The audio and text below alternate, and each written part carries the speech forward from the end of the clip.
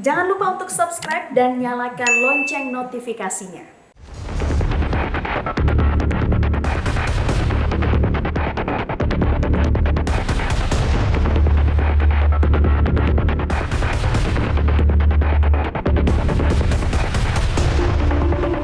Kapolri Jenderal Idam Aziz menegaskan negara tidak boleh kalah oleh ormas yang bertingkah layaknya preman. Pernyataan tegas itu dipicu oleh peristiwa penghadangan tim penyidik di Reskrimum Polda Metro Jaya oleh massa di Petamburan pada Rabu 2 Desember lalu. Penyidik yang dipimpin Wadi Reskrimum AKBP John Calvin harus berjibaku di tengah kerumunan untuk mengantarkan surat panggilan kepada Muhammad Rizik Syihab dalam rangka penyidikan pidana kerumunan massa di Petamburan. Kapolda Metro Jaya Irjen Polisi Fadil Imran menggaungkan kembali kegeraman Kapolri. Menurut Fadil, kepolisian akan menindak tegas siapapun yang menghalangi proses penegakan hukum. Kami akan terus melakukan penegakan hukum, khususnya terhadap ormas-ormas yang berperilaku seperti preman. Ya, negara ini tidak boleh kalah dengan premanisme, radikalisme, dan intoleransi. Dan semua ormas yang berperilaku seperti preman akan kami tindak tegas. Sebelumnya, Pangdam Jaya Majen TNI Dudung Abdurrahman juga menyatakan kegeramannya terhadap ormas yang dipimpin Rizik Syihab. Menurut Pangdam, tidak boleh ada ormas yang merasa di atas hukum. Bahkan kalau perlu FPI dibubarkan saja. Jangan seenaknya sendiri seakan-akan dia paling benar. Tidak ada itu. Ya. Tidak ada. Jangan coba-coba pokoknya. Jangan coba-coba. Kalau perlu FPI bubarkan aja itu. Bubarkan saja itu. Berdasarkan informasi dari Kapus Penkemendagri, surat keterangan terdaftar atau SKT FPI sebagai ormas tidak diperpanjang sejak 2019 lalu. Dari Jakarta, Tim Liputan Metro TV. Pemirsa, apakah polisi masih kurang tegas menindak ormas yang bertindak seperti preman? Saya akan membahasnya dengan dua narasumber. Yang pertama, anggota Kompolnas Pungki Indarti dan pakar hukum pidana Asep Iwan Iriawan. Selamat malam Ibu Pungki, Kang Asep. Selamat malam, Mbak Sylvia. Selamat malam, Baik. Pak Asep. Oke, Bu Pungki, saya akan ke Anda terlebih dahulu. Bu Pungki, Kapolri menyatakan bahwa negara tidak boleh kalah dengan ormas yang melakukan premanisme.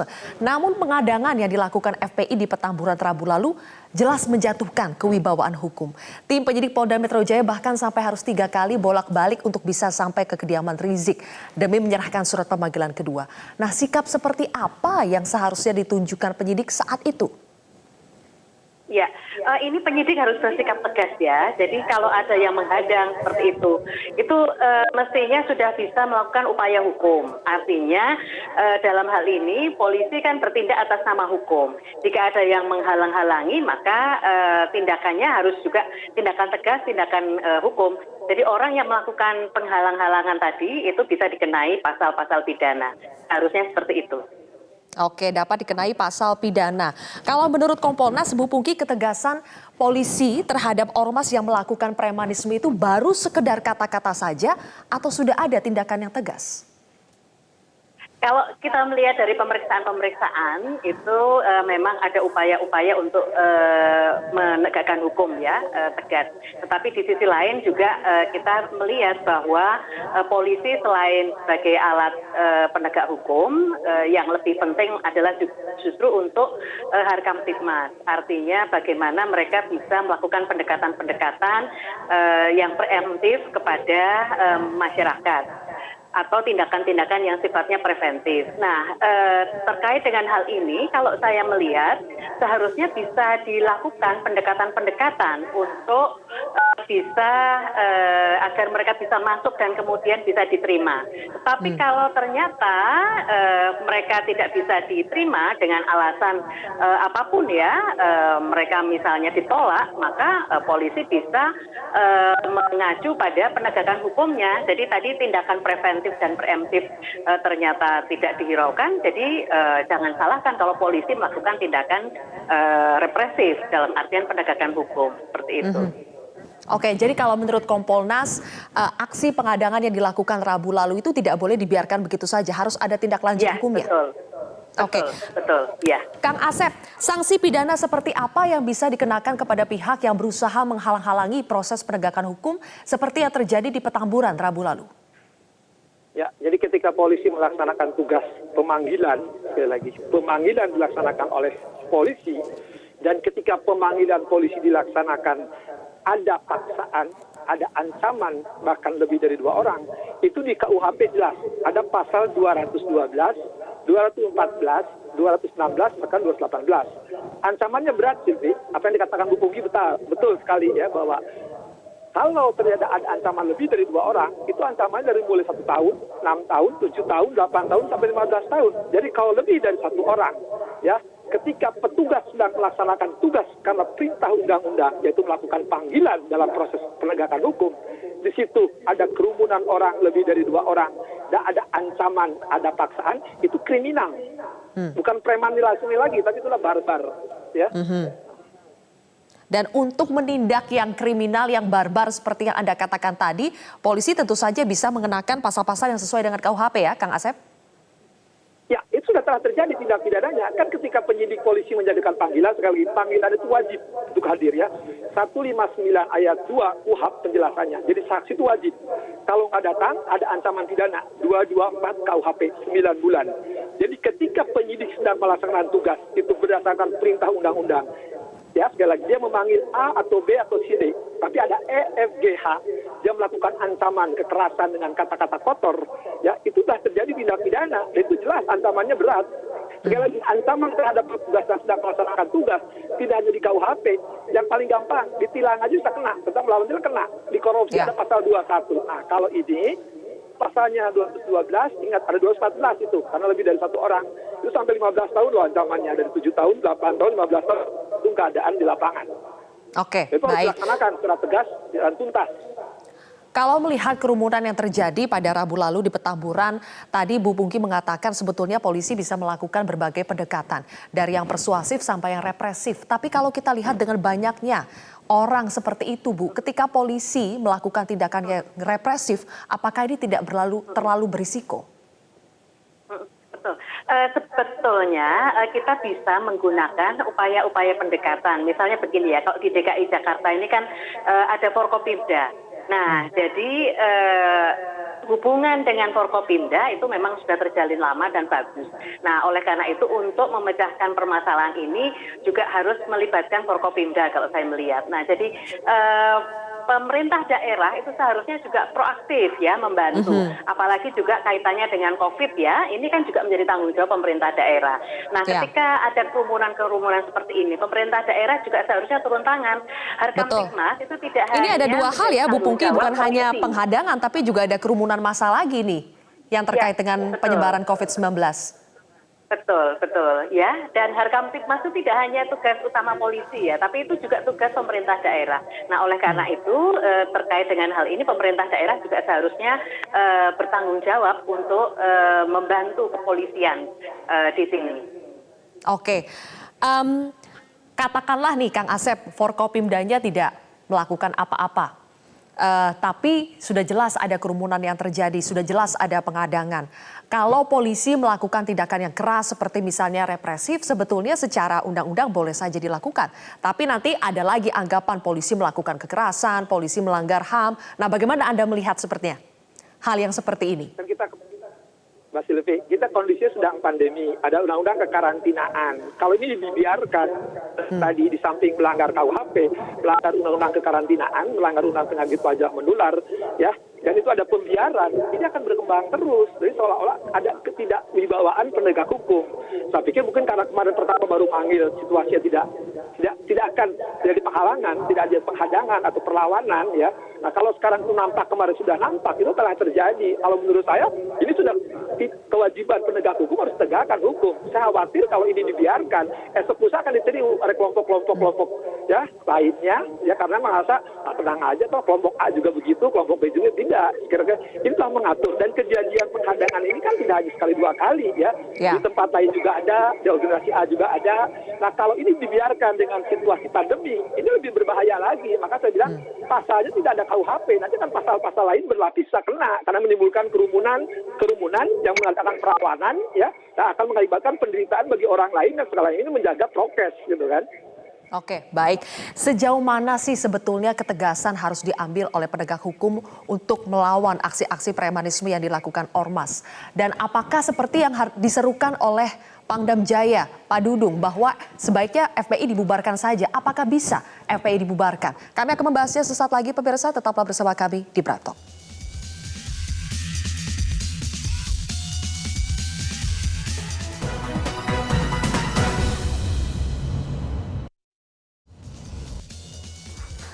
Kami kembali melanjutkan perbincangan bersama dengan anggota Kompolnas Pungki Indarti dan juga pakar hukum pidana Asep Iwan Iriawan. Saya kembali melanjutkan ke Kang Asep. Kang Asep, tadi pertanyaan saya adalah sejauh mana sih ketegasan yang bisa diambil oleh penegak hukum? Apakah memang ormas ini harus dibubarkan? Tapi apakah bisa dibubarkan kalau kata Kemendagri, FPI tidak punya SKT, surat keterangan terdaftar di Kemendagri? Ya, kalau saya cerita gini nih, Mas Dirga ya, sebenarnya ini proses hukum harus tegas, tuntas, lugas, ya. Nah, itu harus diselesaikan. Ini persoalan hukum, ada kerumunan orang. Soal pembubaran, nah, betul, pengetahuan saya kan ormas ini tidak terdaftar, ya, karena tidak memperpanjang anggaran dasar. Ngapain dibubarkan? Kelompok orang ini organisasinya nggak tahu di mana dia, Dagri. Maka saya pikir yang kita lihat secara hukum, ketika ada kelompok orang lebih dari 2 orang menghalangi proses penyidikan dari kepolisian atau penegakan hukum yang akibatnya melanggar ketertiban dan keamanan, ya. Dan itu melanggar konstitusi, pembukaan, melindungi segenap tumpah darah, apalagi situasi pandemi, itu dibiarkan.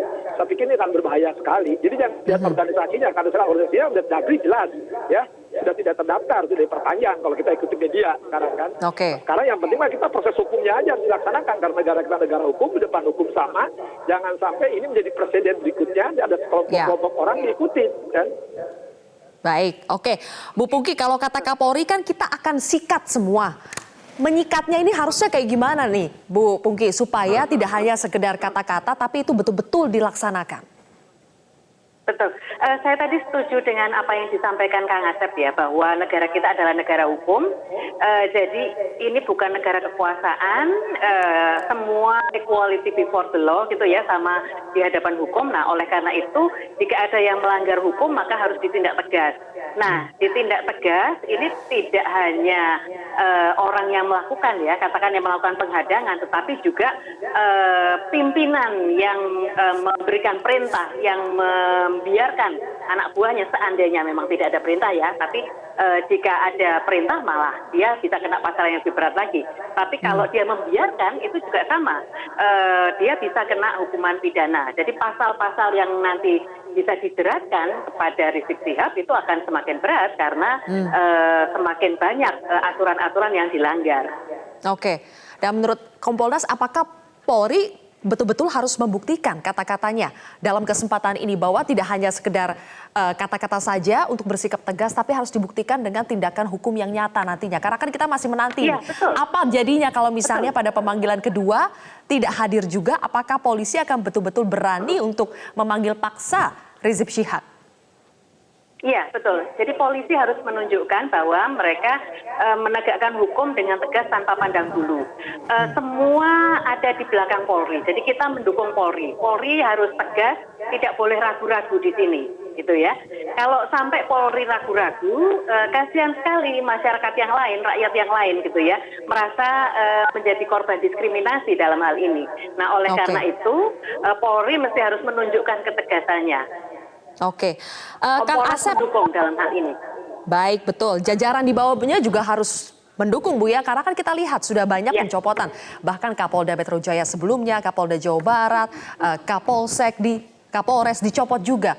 Tapi kan kita tidak hanya berharap ketegasan itu ditunjukkan di internal, dicopot. Tapi betul-betul ketika ada aksi massa harusnya bisa dicegah. Nah, apa penilaian Bu Pungki? Karena kan beberapa kali kita sepertinya kecolongan, seperti dibiarkan ketika ada kerumunan-kerumunan yang terjadi sepertinya terus dibiarkan. Bahkan yang kemarin terjadi tanggal 29 November, ada lagi kerumunan di Tangerang, Banten. Nah, itu sebetulnya apakah karena bentuk kecolongan atau memang tidak berhasil untuk menegakkan hukum ketika itu sudah terjadi? Satu, saya melihat intelijennya ini yang mesti harus bekerja lebih keras lagi. Karena untuk bisa melakukan tindakan-tindakan itu kan dilihat dari analisa intelijen. Nah, analisa intelijen ini yang perlu harus bergerak lebih keras. Kemudian yang kedua adalah kaitannya dengan Kamtibmas. Dalam Kamtibmas itu, di situ ada aparat-aparat kepolisian yang melakukan tindakan-tindakan persuasif. Katakan di sini misalnya ada Babin Kamtibmas, terus kemudian ada Binmas, ya, itu bisa melakukan pendekatan-pendekatan baik terhadap pimpinan-pimpinan wilayah maupun terhadap kelompok-kelompok yang berkaitan dengan Rizik Syihab. Nah, itu bisa dilakukan. Tetapi ketika ini kemudian tidak berhasil, maka apa boleh buat? Jadi yang harus dilakukan adalah menunjukkan ketegasan hukumnya sehingga penegakan hukum itu yang mesti harus dilakukan dengan tanpa pandang bulu. Baik, oke. Selain di Petamburan, Kang Asep, aksi intimidasi premanisme juga terjadi di depan kediaman Ibunda Menko Polhukam, Mahfud MD. Menurut Anda, mengapa fenomena seperti ini terjadi dan tidak bisa diantisipasi? Yang pertama tadi karena penegakan hukumnya tidak tegas, tidak tuntas, ya. Nah, tapi sekarang dengan perintahnya Kapolri Pak Idham sudah keras sekali. Saya pikir percayalah ya bahwa di Jakarta terutama di wilayah-wilayah lain ya Kapoldanya kalau nggak tegas pasti dicopot. Sudah ada contoh kan. Nah, kalau memang kita apalagi sekarang Kapoldanya Pak Fadil ini kan mengetahui tindak pidana dari HRS ini kan, tindak pidana sebelumnya ini harus dituntaskan, tidak terjadi ada pembiaran satu. Kedua, kita juga bantah dengan Kapoldanya Pak Dudung kan sudah ada tindakan-tindakan tegas juga dalam membantu tugas-tugas kepolisian, Kamtibmas. Nah, kalau seluruh putra-putra terbaik yang kita percayakan mereka sebagai perwira-perwira di ujung tombak menjaga ketertiban tegas sebagaimana perintah atasannya yaitu Kapolri, ya, saya kira rakyat berharap, ya. Tapi kalau tidak ditegaskan, saya harap kejadian di Petamburan, kejadian di Madura, sifat-sifat preman-preman tadi barbar, cara-cara mengancam orang yang tidak berdaya, ini akan berlanjut. Karena apa? Tadi ada penegakan hukum yang tidak ditegakkan. Padahal ada prinsip kan, ya, walaupun langit runtuh, hukum harus tegakkan. Apalagi cuma karena gara-gara Petamburan, gara-gara Pamekasan, masa kalah sama mereka. Ini harus tegas. Kalau ini nggak ditegakkan, saya pikir mereka akan menginjak kepala kita. Ya. Dan sejauh ini Anda belum melihat betul-betul ada ketegasan yang nyata yang ditunjukkan oleh penegak hukum. Ini sudah kurang lebih hampir 1 bulan ini, Kang Asep, berulang-ulang terjadi kerumunan massa, aksi pengadangan, aksi intimidasi. Anda sudah melihat ada tanda-tanda dari kepolisian akan bertindak tegas? Tapi kalau lihat pernyataan Pak Kapolda, Pak Fadil ya, kemarin bahwa mengatakan bahwa ini kan sudah jalan proses. Yang kedua juga kan kejadian tindak pidana dahulu akan diproses. Karena tindak pidana dahulu kan ada beberapa tindak pidana yang belum dihentikan, belum ada SPP 3. Itu menyangkut kepentingan bangsa yang lebih besar. Karena ada kejadian pidana yang dulu, yang tidak ditindaklanjuti karena keburu keluar, nah sekarang masuk, terus diproses. Harus dilaksanakan, kalau enggak, ini kan berbahaya. Orangnya akan mengulang-ulang perbuatan karena perbuatan lalu tidak diproses. Nah, kalau sekarang pernyataan kepada Kapolda DKI mengatakan bahwa akan ditindaklanjuti dan sekarang sudah diproses dengan panggilan, saya berharap ujungnya kita lihat di pengadilan nanti. Ujungnya kita lihat di pengadilan. Oke, terakhir Bu Pungki, sebetulnya kan kalau dari segi sinergitas para penegak hukum dari kepolisian, dari TNI, semuanya sepertinya sudah menunjukkan kekompakan, semuanya sudah menunjukkan ketegasan. Apa yang masih kurang yang Kompolnas lihat sehingga ketegasan yang kita lihat itu belum terrealisasi secara tindakan? Ya, ini kan keraguan karena melihat masa yang besar ya, masa yang besar, terus kemudian juga ada orang yang so-called berpengaruh gitu ya. Apakah benar berpengaruh beneran atau enggak kan saya nggak tahu juga. Nah, tapi kaitannya juga ini terkait dengan pemerintah daerah juga. Seharusnya pemerintah daerah itu fokus untuk melakukan tugasnya menjaga harkat Kamtibmas juga. Jadi jangan masalah ini dibebankan kepada aparat kepolisian semata. Karena kalau dibebankan pada aparat kepolisian semata, itu yang terjadi adalah penegakan hukum yang represif modelnya gitu. Nah, oleh karena itu aparat pemerintah daerah seharusnya membantu untuk agar pendekatannya lebih soft kepada masyarakatnya. Seperti itu, Mbak. Dengan jalur-jalur dialog begitu ya, Bu, maksudnya? Ya. Baik. Betul. Oke, berarti penekanannya adalah ini bukan hanya tugas penegak hukum TNI Polri, tetapi juga pemerintah daerahnya harus mau diajak kerjasama untuk bisa berpartisipasi, betul-betul menegakkan hukum, mencegah kerumunan dan menegakkan protokol kesehatan. Terima kasih atas waktunya anggota Kompolnas Ibu Pungki Indarti dan juga pakar hukum pidana Kang Asep Iwan Iriawan telah bergabung bersama kami di Prime Talk hari ini. Sama-sama.